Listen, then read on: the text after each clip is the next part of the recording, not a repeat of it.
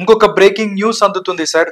అంటే మొన్న మద్దాలిగిరి, నేడు కిలారి రోసయ్య వైఎస్ఆర్ కాంగ్రెస్ పార్టీకి రాజీనామా చేసిన పొన్నూరు మాజీ ఎమ్మెల్యే కిలారి వెంకట రోసయ్య వైఎస్ఆర్ కాంగ్రెస్ పార్టీకి రాజీనామా చేశారు. దేశ్కి నేత ప్రధానమంత్రి అవుతానంటున్నాడు. కానీ ఇక్కడ ఆంధ్రప్రదేశ్ లో పార్టీకి దిక్కులేని పరిస్థితి. ఎవరైతే గుంటూరు ఎంపీగా పోటీ చేశారు వైఎస్ఆర్ కాంగ్రెస్ పార్టీ నుంచి కిలారి వెంకట రోసయ్య రాజీనామా చేసిన పరిస్థితి కనిపిస్తుంది సార్. అంటే వాళ్ళలో కూడా మొదలైందంటారు సార్ అభద్రతాభావం.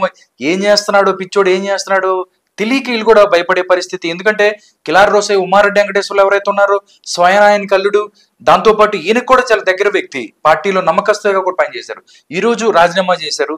ఎలా చూస్తారు? వైసీపీలో ఏం జరుగుతుంది అంటే ఏం చెప్తారు? ఇవాళ అల్లుడు రాజీనామా చేశాడు, రేపు మాంగారు రాజీనామా.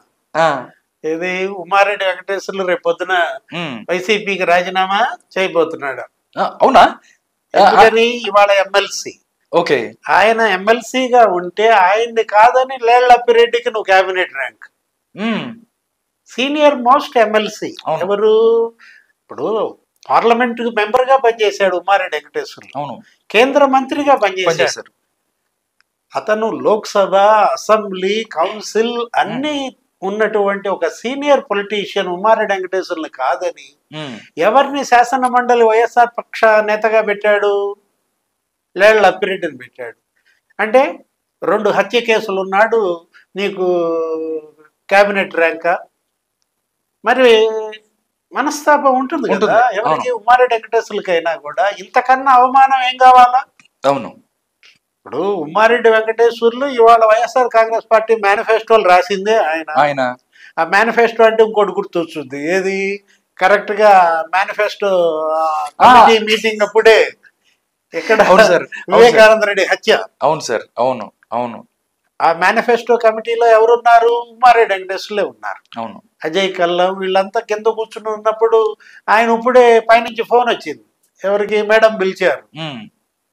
అక్కడ పులివెందుల నుంచి ఫోన్, అక్కడ మర్డర్ అని. మరి ఆ పొజిషన్ లో ఈయన పైకి వెళ్ళాడు, కిందకు వచ్చాడు, బాబాయ్ నో మోర్ అన్నాడు. ఇప్పుడు అదే ఉమారెడ్డి వెంకటేశ్వర్లు కనుక ఇప్పుడు పార్టీ మారితే అసలు వాస్తవాలు బయటకు వస్తాయి. YCP no more. ఏది? ఇప్పుడు ఆ హత్య కేసు కదులుద్ది. ఆ రోజు మేనిఫెస్టో కమిటీలో ఏం జరిగిందో ఉమారెడ్డి కనుక బయట పెట్టాడు అనుకో, ఇదంతా కూడా ఎవరికి? అటు తిరిగి ఇటు తిరిగి అవినాష్ రెడ్డి, జగన్మోహన్ రెడ్డి జైలుకి వెళ్లే పరిస్థితి వస్తుంది. ఓకే. ఇప్పుడు ఇవాళ ఏంటి? జగన్మోహన్ రెడ్డిని నమ్ముకొని రాజకీయం చేసే పరిస్థితి లేదు, ఆంధ్రప్రదేశ్ లో లేదు. ఇవాళ నట్టేట్లో చిడతలు కొట్టడానికి ఎవరు సిద్ధంగా లేరు. అది మునిగే ఓడ, దాంట్లో అందరూ మునిగిపోయే పరిస్థితుల్లో దూకేస్తున్నారు. ఆ దూకడంలో కిలారి రోసయ్య ఇవాళ దూకితే వాళ్ళ మాంగారు ఉమారెడ్డి వెంకటేశ్వర్లు రేపు దూకుతాడు. ఇప్పుడు మనం చూసాం అంటే మద్దాలగిరి. అవును సార్, మద్దాలగిరి. అంటే ఒకటి సార్, ఇంత సీనియర్ ఉన్న ఉమారెడ్డిని వెంకటేశ్వర్లు ఎవరినైతే ఆయన కాదని లేళ్ల అప్పిరెడ్డికి ఇవ్వటం అనేది, ఏదైతే కాస్ట్ ఫీలింగ్ ఉంది, రెడ్డిలనే చూస్తారు, వాళ్ళ ఏదైతే పరిపాలన కూడా మొత్తం చూసుకున్నట్టయితే అందరు మొత్తం వాళ్ళ సామాజిక వర్గానికి చెందిన వాళ్ళే ఉన్న పరిస్థితి. ఇక్కడ కూడా అదే చూసి రెడ్లకు ఉంటేనే వాళ్ళకి ఒక సేఫ్, లేకపోతే వీళ్ళు నమ్మకం, మిగతా వాళ్ళందరినీ నమ్మకం లేదా అనుకోవచ్చు సార్. ఆ రెడ్లలో కూడా అసలైన రెడ్లని నమ్మరు, ఒరిజినల్ రెడ్లని నమ్మరు. అవును, ఇదంతా డూప్లికేట్ రెడ్డిస్. ఓకే. ఎవరు?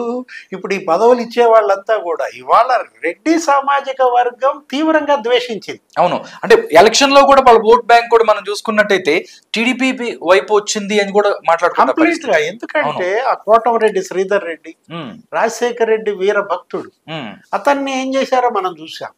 ఆనం రామనారాయణ రెడ్డి, మేకపాటి చంద్రశేఖర్ రెడ్డి ఏది జగన్ కోసం రాజీనామా చేశారు. అవును, మేకపాటి చంద్రశేఖర్ రెడ్డి వీళ్ళంతా ఇవాళ నెల్లూరు జిల్లాలో పుట్టింది కదా ముసలం.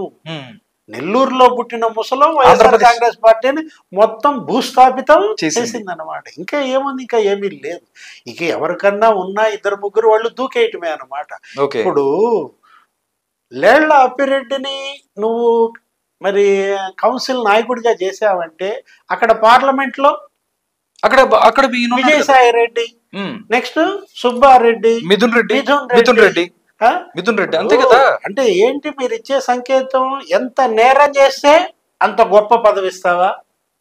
ఇవాళ లేళ్లప్పిరెడ్డి మీద అనేక అభియోగాలు, కేసులు, 2 హత్య కేసులు, మిర్చి యార్డు తగలబెట్టిన కేసు, మంగళగిరి ప్రధాన కార్యాలయం తెలుగుదేశం ధ్వంసం చేసిన దాంట్లో కూడా కేసులో ఉన్నాడు ఆయన. ఆ రోజు నిందితులు అతని కారులోనే వచ్చారని మనం చూసాం. ఏది సిఐడి ఎంక్వైరీ. వాళ్ళు ఇప్పుడు రేపో ఎల్లుండో అతను అరెస్ట్ అంటున్నారు. అవును, ఎవరిని? అతను కూడా బెయిల్ కోసం అప్లై చేశాడు. ఎవరు? లేళ్లప్పిరెడ్డి. మొత్తం వీళ్ళందరూ ఉన్నారు కదా. అరెస్టే కనుక జరిగితే చేయాల్సి వస్తే ఇవి ఆపుతాయా? ఇప్పుడు ఇచ్చిన కేబినెట్ ర్యాంక్ ఆపుద్దా? అరెస్ట్ నుంచి అతను ఒకవేళ జగన్మోహన్ రెడ్డిని అరెస్ట్ చేయాలనుకుంటే ప్రతిపక్ష హోదా ఆగుద్దా? అంతే కదా సార్. చంద్రబాబు నాయుడు ప్రతిపక్ష నాయకుడు ఉన్నప్పుడు అరెస్ట్ చేశారు కదా. ఇప్పుడు ఎందుకు తను ఓడిపోయాడు? ఏ కారణంతో ఓడిపోయాడు? ఆ కారణాలని అన్వేషించటం, దాన్ని విశ్లేషించుకోవటం, వాటిని సరిదిద్దుకోవటం లేకపోగా చేసిన తప్పులే మళ్ళా చేయటం అన్నమాట. ఇప్పుడు మనం అనుకున్నది, ఇప్పుడు లేళ్లప్పిరెడ్డిని ఈ కౌన్సిల్ పక్ష నాయకుడిగా చేయటం ఒక పెద్ద తప్పిదం. అవును. ఇప్పుడు మొత్తం ఈ తప్పుల వల్లే కదా అందరూ నీకు దూరం అయింది.